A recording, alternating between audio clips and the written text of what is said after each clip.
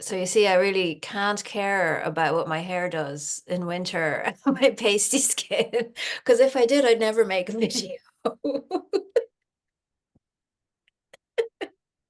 So now that I've gotten that out of the way, hello everyone, and welcome to Healing for Healers. I've got Catherine Maguire on again, and when I was looking through the archive, I suppose I have an archive now.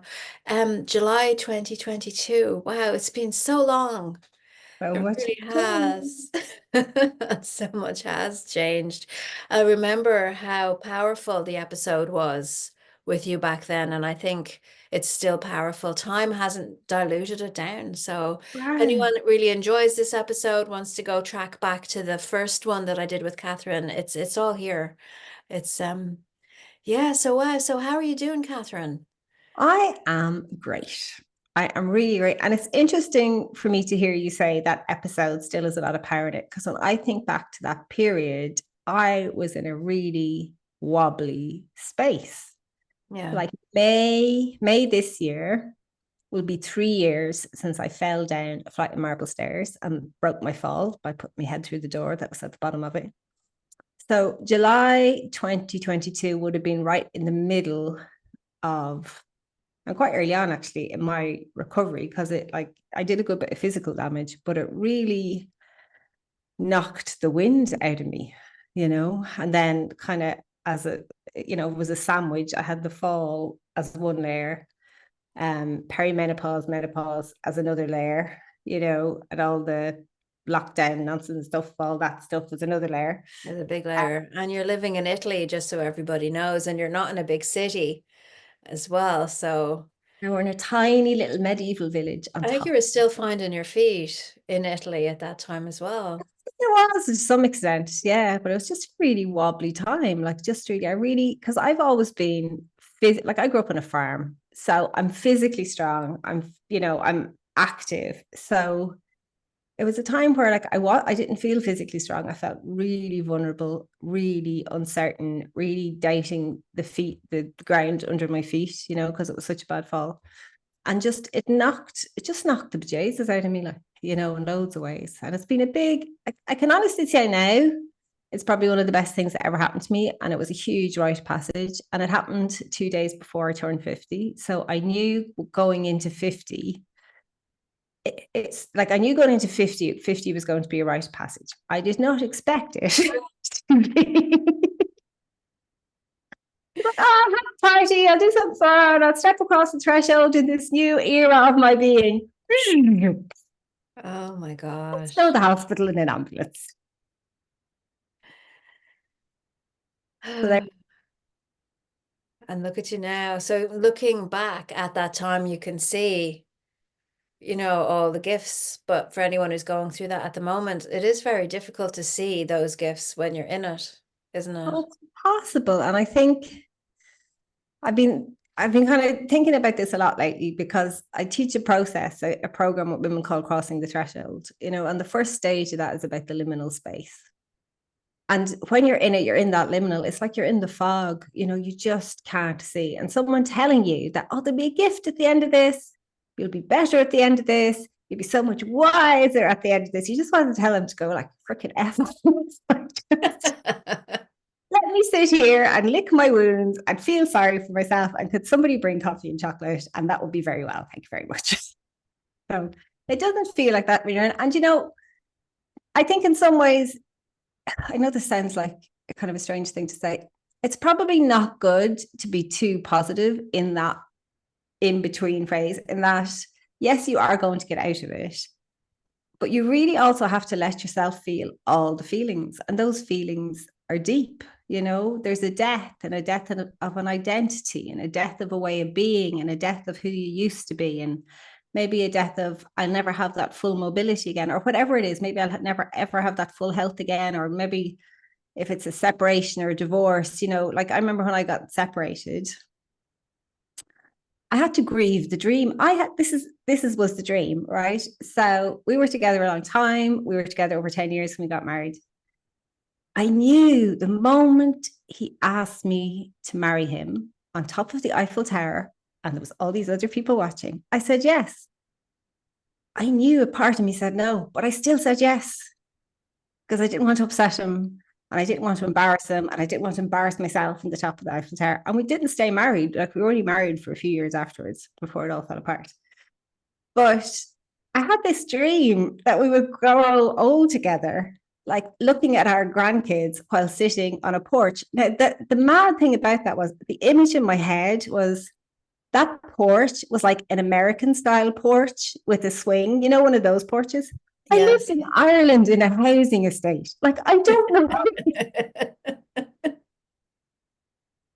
So, like, that is like where the fantasy I dialed But myself. that just shows the programming that we're all under.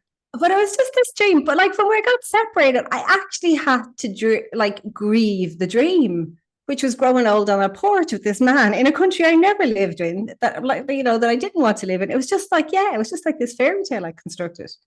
But I still had to grieve it. I still had to let it go. Yeah.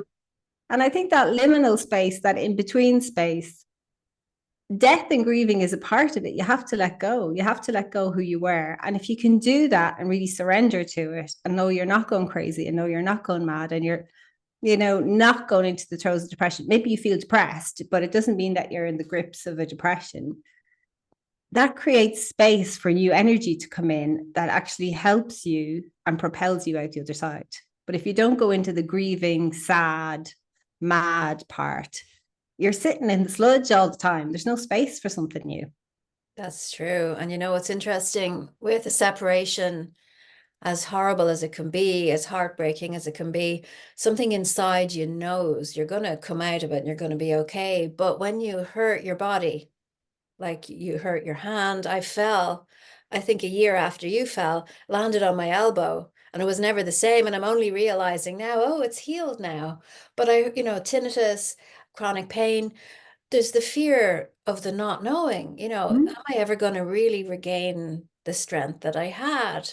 And it's that unknowing Yeah. that gets in there with some of these things that are going on that can I'm seeing like wedging open all the cans of worms coming out. And I think as we're talking here about the individual, and you went through all of that as an individual those years ago, I think as a collective, we're going through the same thing now with Oh, I totally get systems where we're living in as things are breaking. I'm doing tarot cards for my Telegram group. And I got the tower card there the other day. And it's like, oh, yeah, we're living in this now. Don't be afraid. You throwing have to get tower. used to Yeah. waking up and doing your thing. Well, it's all towers all around you are getting blasted and crumbling. It's very uncertain times. It is, but and I think you've hit the nail on the head there, which is, and I am part of this journey, part of the blessing of this journey that I've been on. I can totally see that because I've been walking this path for the last 3 years, I'm in a really good place now to help other people through it. And I'm seeing the clients that come to me are in that liminal transition space and are not sure how to take the step.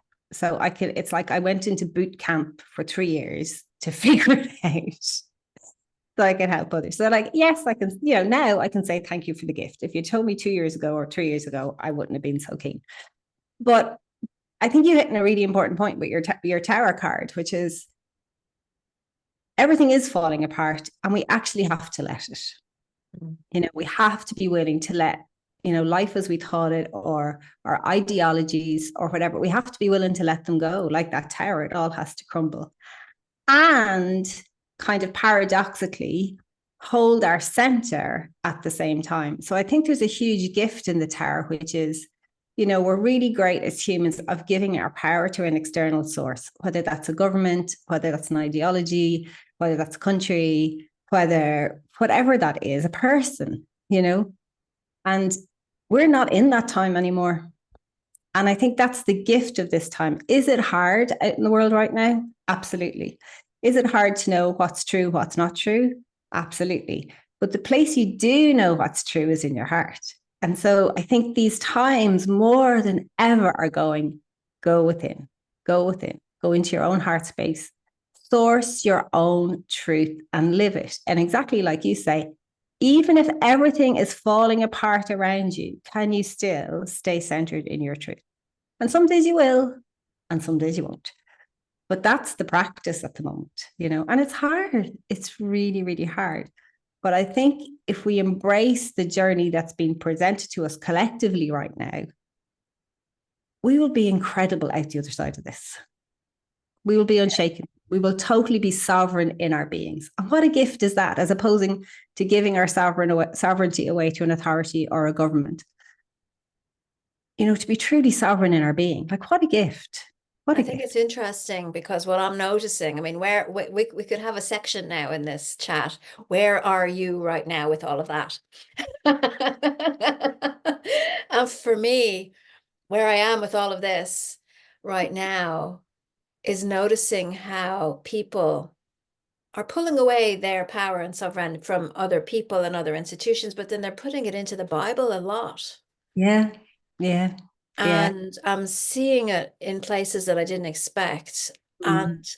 I've decided to just become the observer Yeah. as opposed, so I'm taking a step back and I'm going, oh, that's interesting. Oh, that one's interesting too. And what I'm really seeing as I'm stepping back is the polarity, the spectrum with the two sides of the polarity, one or the other. And Yeah. I'm thinking, and I'm watching these YouTubes and I'm doing my research and I'm taking steps back and I'm spending days doing nothing but being with the information and sifting it and Yeah. bringing it through to, okay, the true light and the light of Lucifer, are they the same? Are they different? I'm not asking us to talk about this now, but this is what I'm with at the moment. Yeah. And then someone's there, okay, well, I'm just going to throw out this quote from the Bible, and then I know that everything's going to be okay because God's going to come down and save us all. And I'm like, no, because you're doing the same thing. Yeah. You know? Yeah, yeah. And there's lots of research. In times of uncertainty, people go for certainty. They look for certainty. They're looking for a guarantee. So for some people, like when the Roman Empire, I'm in Italy now. So when the Roman Empire was completely pazza, so pazza, like pazza is a word they use in Italian for kind of crazy. So when it was kind of had lost the run of itself, No, you lots don't of say pazza. You don't say just pazza.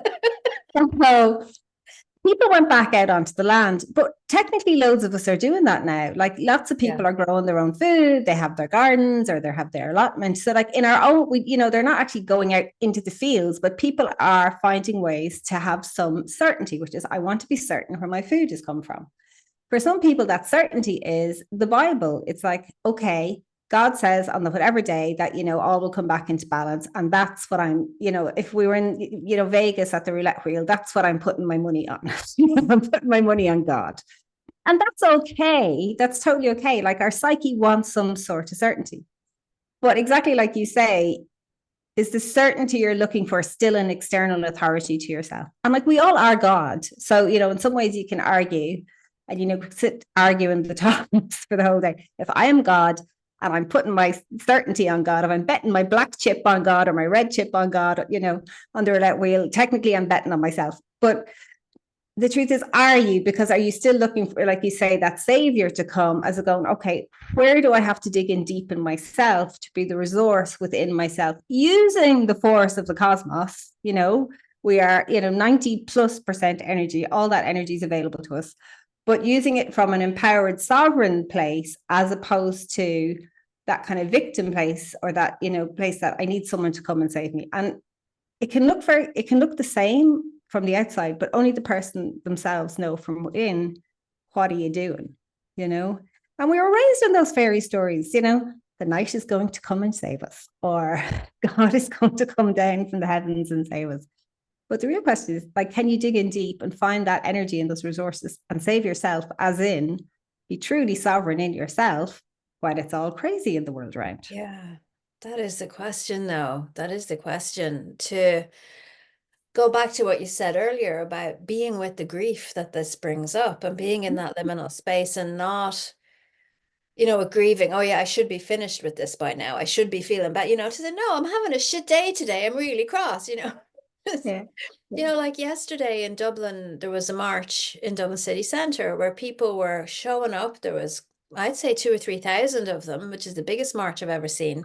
I don't agree with every single thing they're saying, but I do agree with the sentiment of we're here, we're being ignored, listen to us. And then today I wake up and there's nothing in RTE, the national broadcaster, there's nothing in those, but all the alternative, and it's like, what's going on? Oh, it's great to wake people up. So it's like there's waves of awareness coming through in different layers, different levels. There's anger, sure, there's anger, and the anger builds up on top of itself. And for me, it's really about pulling back and checking in with myself. Yeah. Yeah. And Where it's, where am I with all of this? but isn't it such a good example of like liminal reality, which is here's one reality. So you turned on your RTE today and the reality you witnessed yesterday didn't exist there. So it's an alternative reality.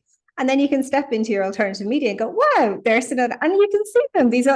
And we're seeing that so much now, which I think like it's frustrating and it's, heartbreaking at times, but it's also amazing. All the alternative realities are being presented side by side, and you can see them if you want to see them. Not everybody does, but if you go, wow, isn't this trippy? We're living on the earth at a time where, like, you can literally, energetically, intellectually step into any reality you choose and have an experience of that. Like, that's mind blowing. Like, that is Like choose your own actually adventure mind book, blowing. isn't it? And Do you like, ever read those? if I go down here, do you want to choose this one or that one? And Then turn to page 78, and then you keep reading it, but then you skip all this other stuff, and it's like, oh, but it's the fear of missing out. I have to do all the things, and right, you don't. I know. But then you also get to go, actually, I'm the author of the adventure book. So what do I want to write? Like, how do I want to script this? And take the power back, take your individual power back, which is amazing. It Like it's is. trippy, but totally amazing. I mean, for me now, it would be, okay, I'm the one that's having all the adventures. So how am I with me? Yeah. Yeah. Am I at peace with myself? When I make a mistake, do I keep beating myself up or do I let it go? Can I sit in stillness? Yeah. And, or am I agitated and always needing to be moving? And Yeah. if we heal that first, Yeah. then I think that gives a better foundation to be walking in a world where towers are coming down all the time and lightning is being blasted. Yeah. And sure, as a mom, I was worried about my daughter. She was getting the bus yesterday to go to a job because she's in transition year, which is like a middle year in school in Ireland where they want to experience lots of things and have lots of fun. And so she's working in a cafe across the road from my office. But I was thinking she's going to be on the bus on her own. It's going to be all these people going to the parade. And then, so I had the mommy thing coming in, and it's like, you have to deal with all of the bits. She was Yeah. fine, by the way. She was fine. And I went in and I saw her and she's loving it. They had drama in the cafe as well. Someone cut themselves. There was blood everywhere, and there happened to be a doctor in the cafe who was able to sort it out. And so,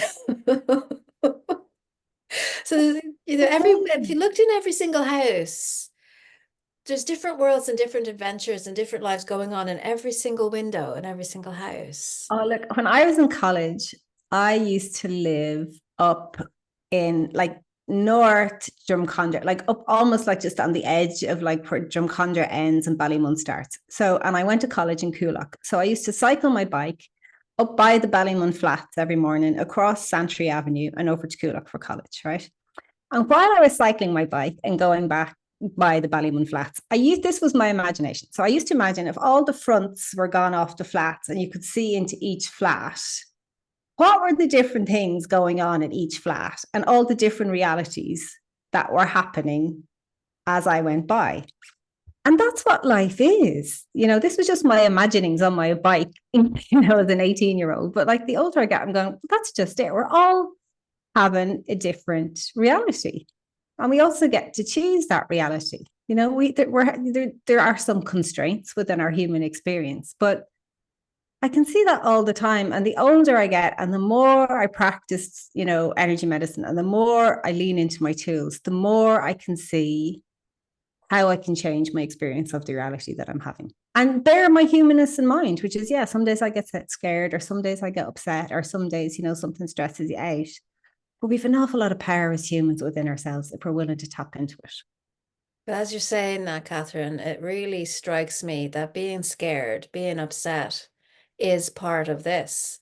That's Mm. really important. And when I was getting nervous and I was playing over these scenarios in my head about my child on the bus on her own. I said, this is part of being a mother, and this is part of letting her go, and this is part of growth for you as well, to know that one of your babies, another one of my babies, has a different level of freedom. So I was down to the last one. I go home and hold her, but she's going to be she's going to be 15 this year. It's like,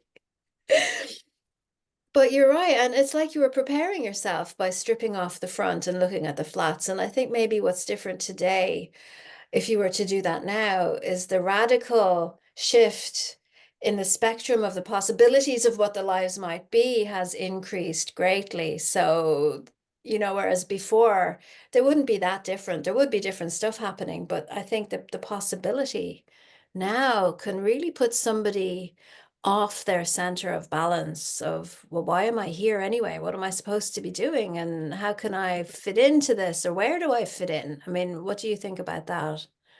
Oh, there's the big questions. Oh my God, all the big questions. Who am I? Why am I here? My God. What's the whole point? What's the whole point? What's the whole point? I would backpedal a little bit and kind of go, first of all, I was working with a guy during the week and he hasn't been well. And when I did some work on him afterwards, I said to him, I said, and the same, he's feeling it. He's feeling everything that's going on. He's lovely, gorgeous man, really sensitive. And I said to him, have you chosen to be here? And he's like, what do you mean? I said, like, have you actually chosen to be here? Like, despite everything that's happening in the earth, despite none of us know how it's going, it may be amazing, it may not, but have you chosen to actually be here? Because when I was working on him, there was so little chi in his body. And this is a guy who's done loads of work. And he's like, I can't say that I have, Catherine. Yeah. I can't say that I have. And I said, well, you kind of need to go off and think about that. And the thing is, when I was going through all this, I had to ask myself the same question. I had to go, do I want to be here? Like, I love the earth. I am passionate about nature. I live on the edge of a national park. I live somewhere exquisitely beautiful. But I had to go, do I actually want to be here with everything that's going on? And it took me a while to get a yes. It took me a while to actually find that, yes, I do in myself. And when I found the yes, my arm and all the bits started to heal. But that's where I would go. So I'm just going to make you say that again for people who just missed that piece, because it's really important. When you decided to be here and you yeah, got your my yes, body started to heal. My it body started started to to heal. heal. Yeah. My body started to heal because I decided all my energy was here. Because up until that moment, and I used to joke about it, like, oh, I'm not coming back the next time, not doing this earth roller coaster another time.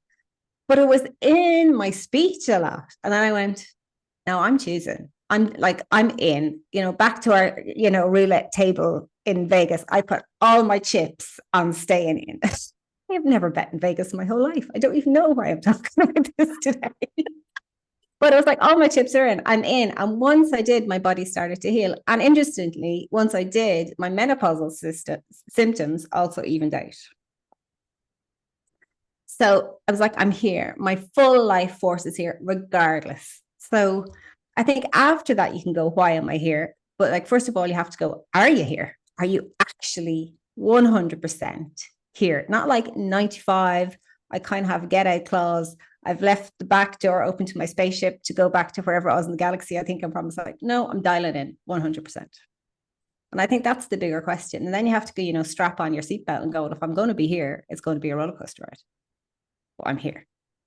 I think And that's I brilliant. I think that's really important. I'm here, even though my body isn't doing what I want, I'm embracing it as it is right now in this moment.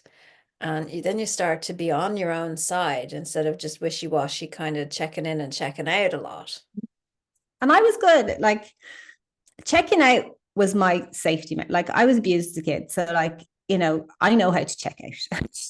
It's what it was like what I did. That was my safety. And whether that I went into my imagination, I went into books, or just literally, exited my body for a while and I kind of come back in later, So I know the get out, I know how to do that. But so I just really, had a really weird image there when we're talking about checkout, that how they've replaced the checkouts in the supermarket with the barcode system and there's no person there.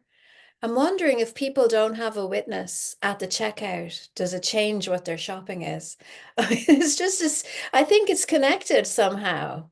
That's so interesting because you see, we don't have that here. Like we still have people at tills, we don't have any of that here. And that's one of the reasons I love here because where I live is quite rural and where I live is probably a bit like the ghost of Christmas past and that it's a bit old fashioned. But I love it because, you're still have It's real. a lot of human connection every day. Yeah. Yeah. So to get that witness then when you're checked Mhm. in, Yeah. I'm Yeah. here, it might be make it stronger, to have somebody validate that. Yeah, it's a big question to ask. And like I say, I had to ask it of myself. I had to really ask it of myself. And it wasn't like, it wasn't, oh yeah, of course I am. Like, I wrestled with it. And I wrestled with it knowing that if I said yes, I had to mean yes. It wasn't yes, but it's like, yes, all things considered. And I'm thinking as I'm hearing this, I've been saying, yes, of course I'm here because I've got the kids and I have to be here for them. And I think that's not good enough.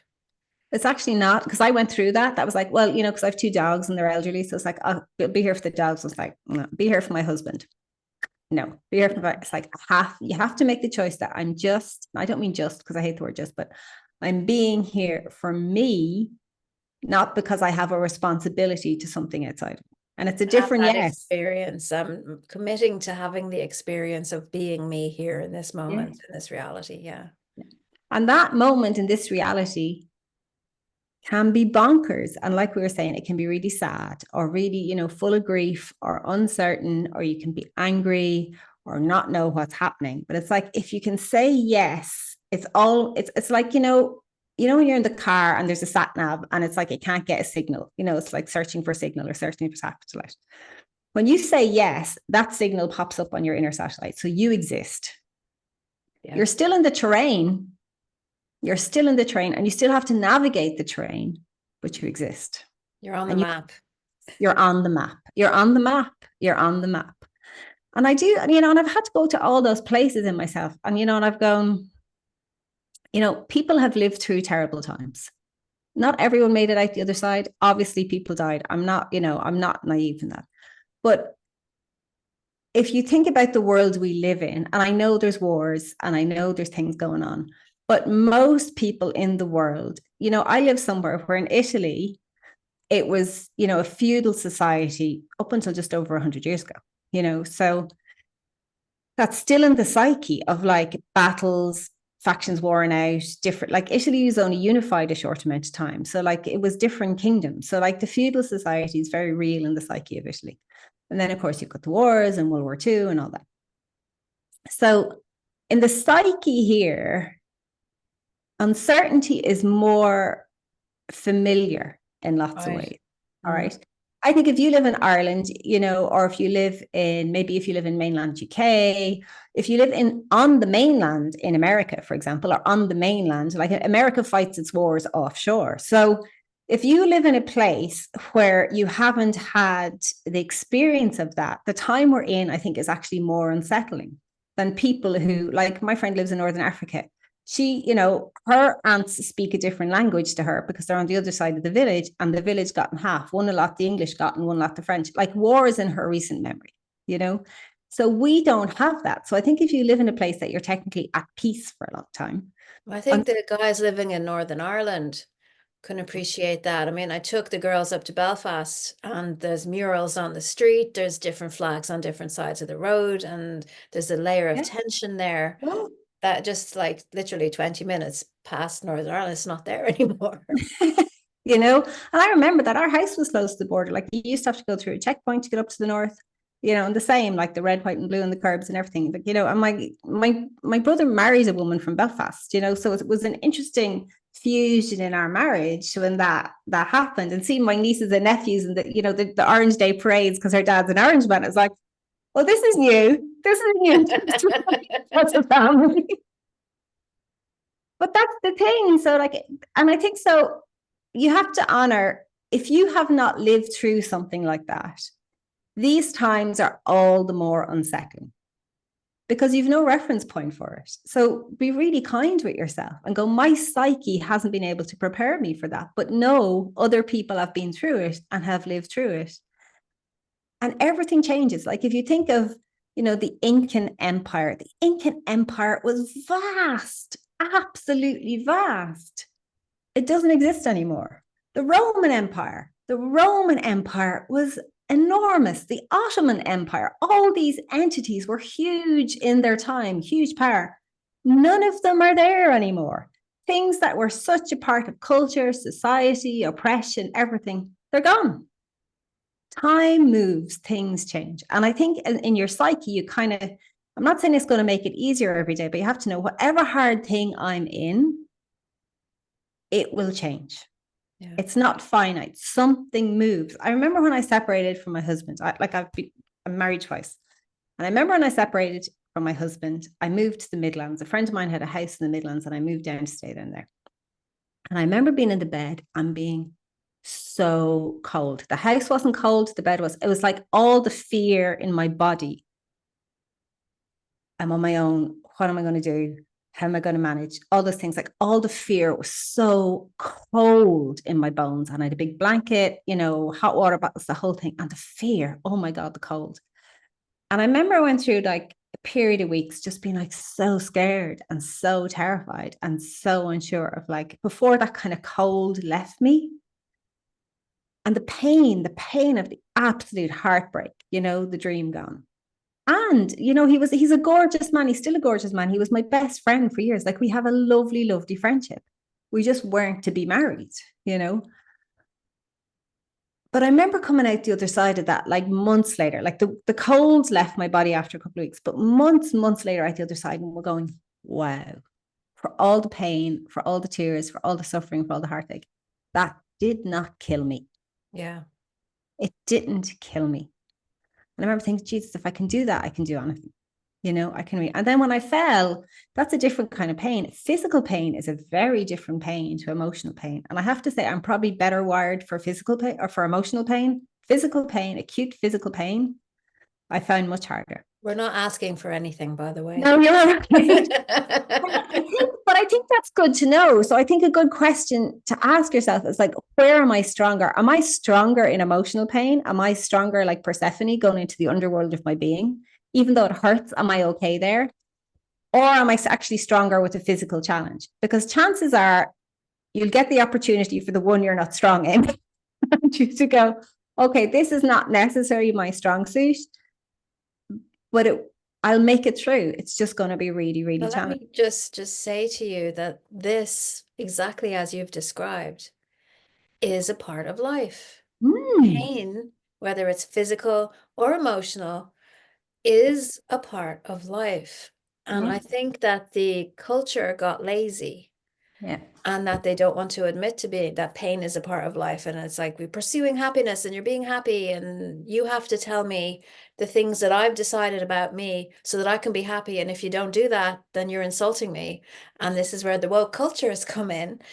and it's like childish, isn't it? Yeah. It's people refusing to grow up and like embrace the fact that, just as you're saying, the richness and the pain and the difficulty, as I'm clearing my throat, makes us stronger. And And I that's think, that's that's part of the growth. It's needed.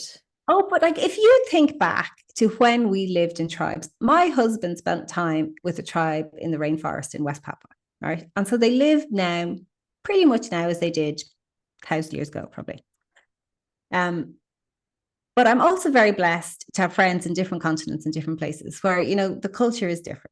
So if you think about when we lived in tribal times, there was a council of elders. So when Vince was in the forest in West Papua, every morning the people in the village, the tribal people, that were all living together, came out in the morning from their huts. And what they did was they did a sharing. And the sharing was you shared your dreams of the night before. And the elders listened to those dreams. And the elders would listen and go, oh, that's just him working out the fight he had with his wife yesterday, or that's him worried about the crops. But that dream is symbolic. And they would listen for those symbolic dreams and then piece them together over a period of weeks or a period of months to know what was happening in the psyche of the tribe.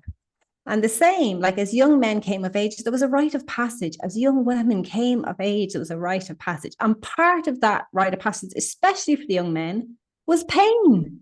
You were separated, you were taken away, you were isolated, and there was some ordeal where you had to, feel the limitations of who you were as a person.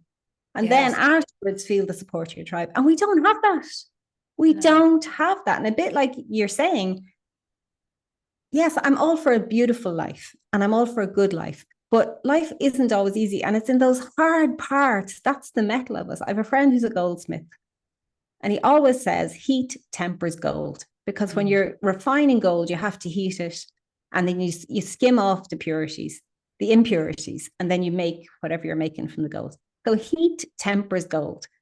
And somewhere in our psyche as humans, we've gotten like, I don't want the heat, but I want to be the gold. Well, Yeah. it just doesn't work.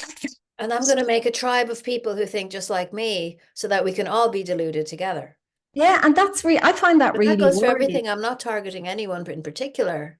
Yeah. I put my hand up and say I believe things that aren't true for years and not even think to question them because the people around me believe the same thing. And that's why it's really important to have people in your group who don't have the same thoughts as you, who don't think the same way as you, who have different ideologies as you, who, if you're an astrophysicist, get a friend with a farmer. If, I'm in my 50s, I'm in my 50s. I had a friend in America, Walt. I worked with him years ago. I used to work in television before I did this work. And Walt was, I don't know, Walt was probably 30 or 40 years older than me. But Walt used to always say, Kate, always have friends that are younger than you because they have different opinions. And it's so true, because Yeah. different ages have different psyches. They've grown up differently and they think differently.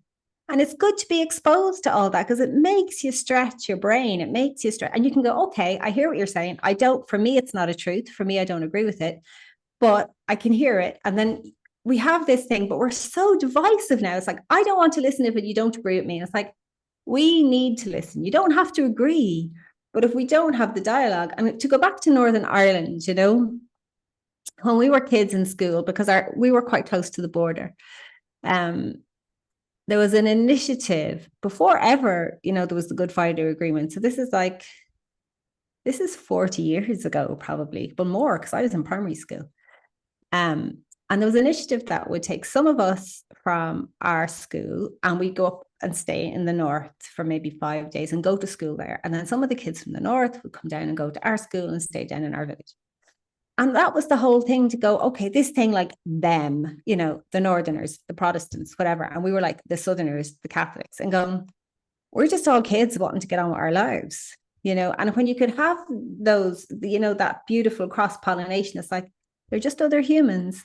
And often you find out, the fractious nature comes from like above, which is people trying to mold you to an ideology that you don't have, Yeah. And some of the best work, I think, happens when people from different communities or different ideologies throughout history is when people could reach across the divide and go, actually, we're all just human having this existence. We all have the same fears. Vincent, my husband, used to work in conflict negotiation.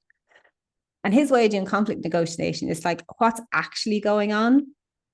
And he has a process where we get the people to stand across from each other and to say what they're actually feeling, not what they're thinking, not what they want on the table, not what they want to agree. It's like what I'm feeling. And he said, all the time, he said, pretty much 9.9 times out of 10, everybody was feeling the same thing. So somebody was feeling fear or overwhelmed, or they'd been disrespected or abused.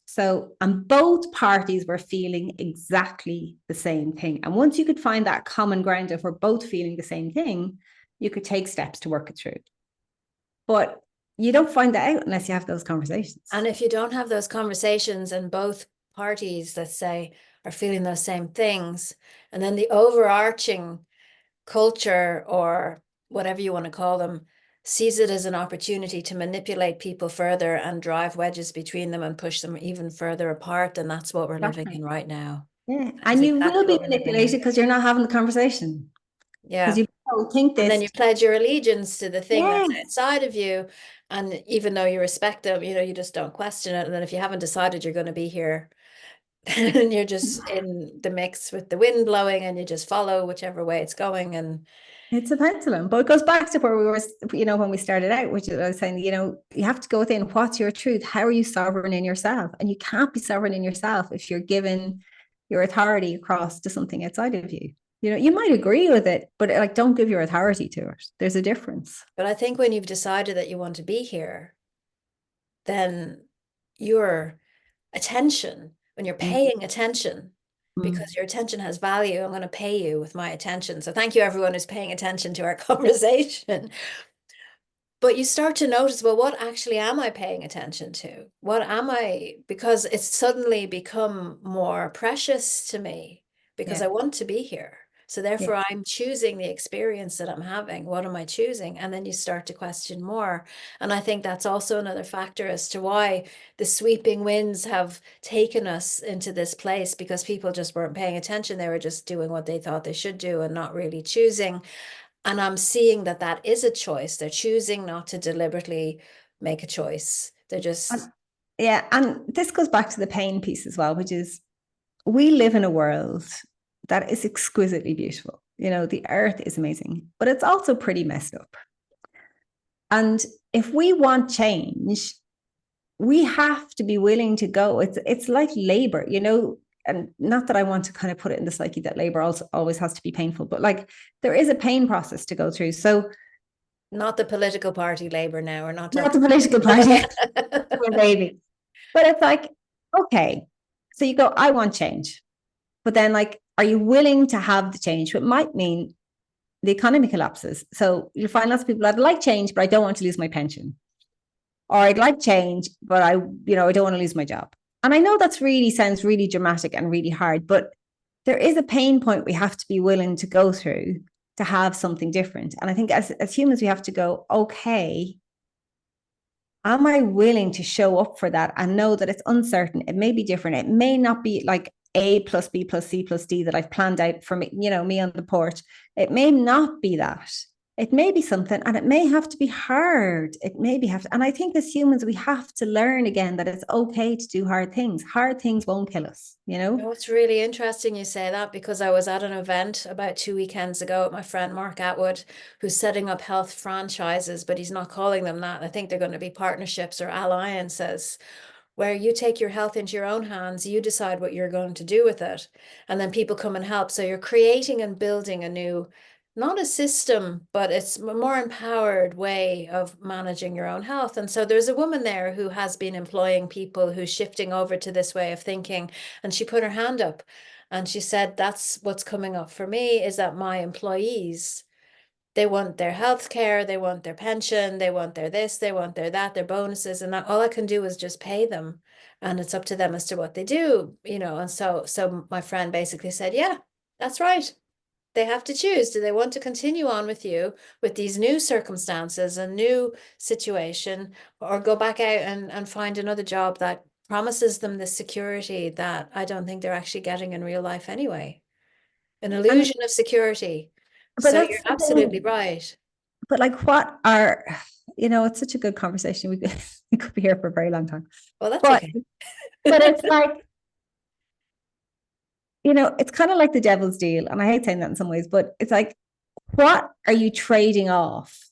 You That's know, exactly what it is, Catherine. That's exactly what it is. so I'm sacrificing X so I'll have Y. But are you sacrificing your sovereignty? Are you sacrificing your own authority in yourself? Are you sacrificing your integrity? And you go, oh yeah, but it'll be fine. I'll just do it till I retire, and then I can actually live the life I want to live. I see so many people, hit retirement, and within a year, 2 years, 3 years, they're too sick, too unwell, too stressed, too burned out to actually enjoy it. So that's a fool's game. I'm sorry if anyone's listening and that was their life plan. No, I'm not sorry. It's that joke, isn't it? Is it a joke? Why are you there? Make it, fishing in the sunshine when you could be having a fleet of fishermen going out and doing fishing. Because he said, because then when I retire, I'd be fishing in the sunshine. So I might as well just do it now. Yeah, and it's not that we don't build a better life, or we not that we don't, create a life we want to live, but we really have to be honest with ourselves. How are we doing this? How are we doing this? And are we doing it in a way that is consistently taking something from us, that when we get to the point we think we're going to get to, that there'd be so little left of us anyway, we won't get to enjoy it, you know? So, and I think health is such a big, fabulous example, which is, and I found this really interesting during the whole COVID thing, which is people are, it's like, what are you afraid of? Are you afraid of being sick or are you afraid of dying? And if you're afraid of dying, you have to go, well, you're going to die. So you need to make peace with this. And I'm sure you did this because you did shamanic training. Like in all the shamanic traditions, when you do your training, you do your death rites. Like I wrote my own eulogy. I went to my own funeral. I was, in the shroud and heard it read back to me. Like a friend of mine did the shamanic training where, you dig your own grave and you're getting the coffin and you stay in there Yeah, a friend of overnight. mine did that Yeah. too, yeah. Like we have to get comfortable. We're all going to die. We are not getting out of here alive. Our consciousness might get out of here alive, but we're not. This mortal flesh of mine, it's staying here. It's going back in the ground.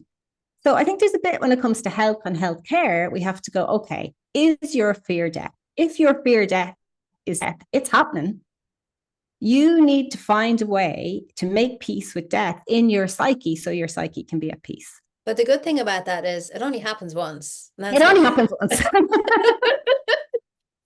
Now it's like, okay, if my fear is not death, is my fear being being sick. So if it's sick, what are you doing to be well? And for some people, wellness and sickness, it's like, I don't want to be sick, but I don't want to take the steps necessary to be well. They're two different things, right? So some people will like take the tablet, and I've nothing like, I was very glad to go to the hospital when I fell down the stairs. So I can honestly say, so it's not like I'm anti like modern medicine. It has its place. But we also have to go, am I taking response? A friend of mine was diagnosed with type 2 of the diabetes. And I said to him, that's brilliant because, diet and exercise, you'll have that sorted. He took the tablet. A tablet that has horrendous side effects, but it's like, he doesn't want to be sick, but he doesn't want to take the steps that'll make him well. So he wants someone else to do it for him. Well, there's something to what we do, the way we live. Where there's something going on in his psyche where if he does the well bit, he has to face whatever's going on that he's medicating with the stuff that's giving him diabetes. So with the tablet, he can still have sweet treats, which I think is bonkers. But he doesn't have to do the emotional inner work. It's like, why am I self-medicating with sweet food? Why am I self-medicating with sugar? So these are the honest conversations we have to have. And the other conversation we have to have, which is with the rise in healthcare in our westernized modern world, we have more sick people than ever before. So healthcare, as we are using it, doesn't make people well. It makes lifelong customers. So we need to we have to have really big conversations with ourselves and go, what am I doing here? Do I actually want to be well? Okay, well, first of all, am I afraid of dying? If I'm afraid of dying, what am I going to do with that?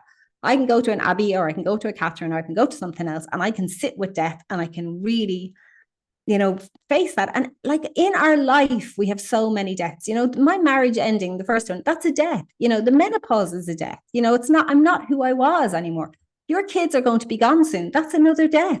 It's also a freedom as well. And then to be able to embrace the freedom of not having periods anymore, and not having to get up at 3 a.m. and warm up a bottle. Yeah, but it's not, you can't enjoy the freedom if you don't go, let your psyche go, okay, I have to make peace with the death part. Yes, absolutely. So death, and then dial it back and go, do I want to be well? And that's a big question because maybe you don't, and that's okay, but at least be honest about it. Be really honest about it. So to be well, what do I have to do? So for me, this menopausal woman, for me, I can't eat carbs like I used to. It just doesn't work. My body can't process them. I have to strength exercise. I do strength training 4 or 5 times a week. Running, I love hiking. I love trekking. But if that's my only form of exercise for the age I'm at now, my body doesn't actually get the rewards of that. I have to be lifting weights. So, are there mornings I don't want to have to go and lift weights? Of course there are. And I'm not like, oh my God, I'm so amazing. This is what I'm doing. But it's like, we have to go, what is the life we want to live? And in this physical flesh, I would love to be able to meditate myself into having the strongest muscles and not to do strength training. I enjoy the feeling you have after doing it, to say that you've done it and your body feeling good. So it's like you have to be honest with yourself about that. I'm not able to hike for 20K like I used to be able to hike 10 years ago, but I can hike for 10, maybe 15. So, but have those honest questions with yourself. Am I afraid of death? Do I want wellness? Do I act like true wellness? And then that brings you back then, okay, so what does that mean in relation to your health? And for some people, that will be medication. If you're a diabetic and you need insulin, maybe that's what you have to do and But go you for know it. what's really interesting on the off side of that? Say, okay, I'm not afraid of dying. I'm not afraid of being sick, but I am afraid of being in pain. That could be something. Say, okay, now I've realized, right, pain is what I'm afraid of. How can I look after myself with pain Yeah. so that if I am in pain, it won't be as horrific as I'm imagining that it would be? Yeah. And Yeah. once you've named it, once you've got it out there, you can do something about it. And that's, and it's the same with everything, which is like, we can go back to the separation example. It's like, say, there's loads of, people say, like, don't want to get separated because whatever. So what's the fear? And work it back. What's the pain? Is it financial pain? Is it emotional pain? Is it societal pain? I don't want to be one of those people on my own of people judging me or whatever it is. So it's the kind of the same reverse engineering, because then you will get to the root of what's going on. Okay, so And I'm then, going to put you on the spot now. okay, Okay.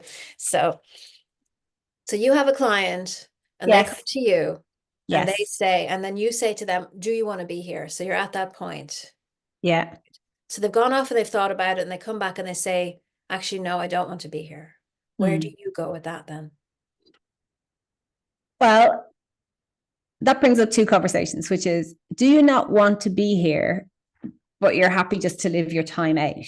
Or do you not want to be here and you're actively going to do something to exit stage left? So they're two different scenarios. So if somebody is at that suicidal thing, that's a different sort of help. Okay, so that's one. So I'm going to go that they're not choosing suicide, but they're like not really down with this earth gig. So they just Okay, couldn't be bothered. so you have to go, okay, so like, let's extrapolate this out. So if your life essence is not here fully, what's that going to look like in a year or 5 years or 10? Like, what do you see that being?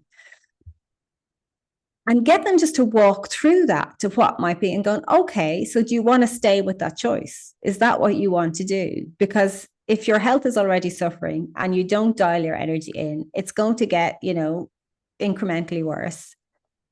Are you okay with that? So are you okay that maybe you need someone to care for you, or maybe that, you'll cut your life short? Or and so really for me, I'm not out to make anyone right or wrong, but just be conscious of the choice you make. And Mm. it's like, okay, whatever path you choose. So, and if it is you want to choose the suicide path, like be conscious of it. Like, so what's going to happen then? What's really going to happen then? There was a time in my life a long time ago, I was really low and I was in that place. I thought, to hell with it, I'm out of here. And I was blessed at the time that I had a conversation with someone who said to me, but what happens next? So you're out. Great. You're not in pain anymore. You're fine. But what happens next to everyone who's left? And it's when I could put myself into that place and think about, okay, that's going to cause a whole lot of suffering. I'm not willing to do that to the people I love. So where I was in that pain place, I wasn't conscious. I was just like, I'm in a dark place. I want out. I can't see any other way. And I think that's the thing for all of it. Make it conscious, bring it into your Yeah. conscious awareness, and be super, super honest with yourself, like painfully honest with yourself. If I make this choice, what happens next? And then what happens next after that? And what happens next after that? And get to the end point and go, okay, am I consciously choosing that? And then if you want to make that choice, make it, but make it consciously. Yeah. Yeah. I think what it could boil down to when you're saying about the person who's kind of not really interested in being here is that the life that they've created is not the life they want. And that the idea of changing it, like you're saying, you might have to go through a marriage breakup, might have to get rid of a house, change a job, are all big things. And the thought of doing that is overwhelming and they don't have the energy for it. So they're just kind of skimming along. But there are small changes you can make that give you your energy back to either tolerate something that has become intolerable or to change it. So the awareness. Never as bad as you think. It's never as it's can it be messy? Can it be heartbreaking? Can it be uncertain? All that. But if you sit with the fear, the biggest part's always the fear. And if you can make peace with the fear, and as much as we love to think we're all individual and unique, and which we are, the chances are the life story we're living, someone has lived it before. So you won't be the first person to get separated or the first person. When I got separated, I thought nobody else in the world was getting separated. It was just my world falling apart. It was my universe. But the truth is, I'm not. If you've got an illness, you're not. And that's why support groups can be really great, because you're hearing other people's stories and you're going, wow, I'm not on my own in this. I'm not on my own in this. Other people are doing it. Maybe somebody's 2 steps ahead of me on the path, and maybe somebody's a step behind me, but we're all taking a similar journey. So the path you want to walk has been walked before, not by you, but it has been walked. So there's reference points that can help you. There's people that can help you. There's support that can help you. Will it be hard? Absolutely. But I think if we go back to the tribe thing, if you view this as a rite of passage, I know that a rite of passage is really discombobulating. It's really hard, but it is your gold being tempered. Even if you think you can't take one more step, I promise you'll make it out the other side. You will absolutely make it out the other side. And it will be the making of you. But when you're in it, you won't know that. But don't do it on your own. And that's like, so whether somebody comes to you for counseling, whether somebody comes to me for my Crossing the Threshold program, whether it's a really good friend, it's a mentor. If you've got an addiction, there's some amazing groups, whether it's AA or NA or something like that. There are people always to walk the path with you who have walked it before. There are people who've walked through uncertainty, So find those people, and they can't walk the path for you, but they can walk beside you and say, mind there, don't trip there, And that's so important. That's so important, because when we're in something like that, we can spiral into a place, I'm all on my own, and you're never on your own unless you want to be. The vulnerable thing is to reach out and ask for help, but there's so much help there. Years ago, when I used to work in television, I used to buy television program and schedule television stations. And this goes back to the conversation. I had a really good job. There was, I think, 2 other jobs like that in Ireland at the time. I had one of them. I was really well paid. I had my car, I had a mortgage, the whole thing. And I was burnt out. I was in a bad, bad way. But I was caught up in, car, house, nice Visa card, bills being paid and everything. So anyway, my health got so bad. I had, and my well-being got so bad. I came to a point where I was like, I can't do this anymore. I really can't do this anymore. And I left. And after I left, I worked for a while for Weight Watchers and doing their weekly motivational talks. Okay. But on a Monday, I used to teach a lunchtime class, and I used to teach the lunchtime class in Abbey Street in Dublin in the Mission. So in the Mission on a Monday, there was Weight Watchers, Alcoholics Anonymous, Gamblers Anonymous, Narcotics Anonymous, Al-Anon support group for the people whose family were in alcoholics. And mine was the lunchtime class. I remember I used to stand on the floor every Monday list and go, okay, this is Weight Watchers. This is if you're well, in case someone came in by accident, gambling or drugs, that's in a different room to do. But it was so amazing, because you went, oh my God, here we all are dealing with something like so leveling, so humbling. Just, the fabric of humanity. We're all trying to figure something out. But there's also there's, hundreds of people went through that building every day. There's hundreds of other people trying to figure it out in that one building on that one day in Dublin. And it's the same, no matter where you are in the world, there's other people trying to figure it out. Find them, lean into them, get the support. It's amazing, isn't it? And when you're talking about the television and the rise of the new technologies, to add another layer of confusion on, will my job be done by an AI person, the creativity? And it goes back to what we were saying before we started recording, about walking in a fog. You have to be able to take it slowly, not be overwhelmed, but maybe there isn't a path for that. I'm a writer or my book's going to be outsold by AI writing. I've decided they're not, but there are people out there who don't feel that way. There's artists out there who aren't sure, is their art going to be appreciated? These are conversations that we're all having together, and we can choose. Yeah. I'm not going to buy a book that's been written by a computer. I'm not going to go to a movie that's been generated by a computer, and we can make a movement. Instead of paying attention to the fear, we put our energy into creating a movement that says, well, we are the really snobby people who only want art that's made by an actual human, so call us what you like. Like, we've an opportunity to choose a reality, choose the reality. And like, I would love to say, like, I am not a purist. Like, I live in a medieval village, right? I live in somewhere that's kind of behind time. I love it. That's why I live here. But I'm on Zoom with you today. So I'm engaging in the technology to talk to you. And I'm really grateful for it. I talk to my clients via this technology. I couldn't do the work I do without this technology. So there are parts of it I'm really grateful for. But also there's parts of it I don't want in my life. And it is that, and it is that, pain, pleasure. It's like, I'm willing to sacrifice this to have the pleasure of this.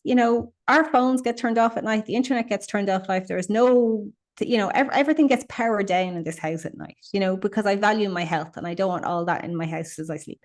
So like, they're the choices. And it's like, yeah, okay, I don't want to read an AI book, but I still, might go over to Canva and help it do me a graphic for when I so to be honest about that, I'm not a purist, but it goes back to our conversation is be conscious.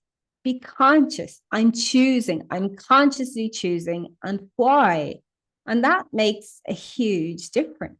It And really nobody does. can write your book. You are you. You are you who walked this earth with these life experiences, whose mind works in the way your mind works, at that only your mind works, who has this soul that is your soul, that is not anyone else's. So whatever you put on a page, somebody can kind of replicate it, but the energy won't be the same because it hasn't come through you. So it brings that to the consciousness and that trust in who we are, and that goes all the way back to our conversation at the beginning, which is, it's sovereign. If you trust your own sovereign being, nobody can replicate you, because there is only you. There is the one of you that is you. And that is such a precious gift. And maybe, I don't know, but maybe that's part of this whole roller coaster journey that we're on in the world at this time, which is the invitation is, can you be you? 100%, wholeheartedly, committedly you. That's fabulous. And I think it's a really good place to close. And speaking of books and technology and websites, where can people find you if they want to get in touch with you? And you are writing a book at the moment, or is it? Yeah, I started, like, I wrote a book about 10 years ago that kind of changed my life, and and I haven't written one since, but I'm working on a new book at the moment. But if you want to find me, you can find me on top of a little, mountain here in Tortorella in Southern Italy if you're walking by. Or you can find me at www.catherinemaguire.com. I'll put all the links below. This has been amazing. And please, let's not leave it so long to get I know, together it's again. amazing. Amazing. I really enjoyed it. Thank you. And thank you for having me, and have a gorgeous day. Thank you so much.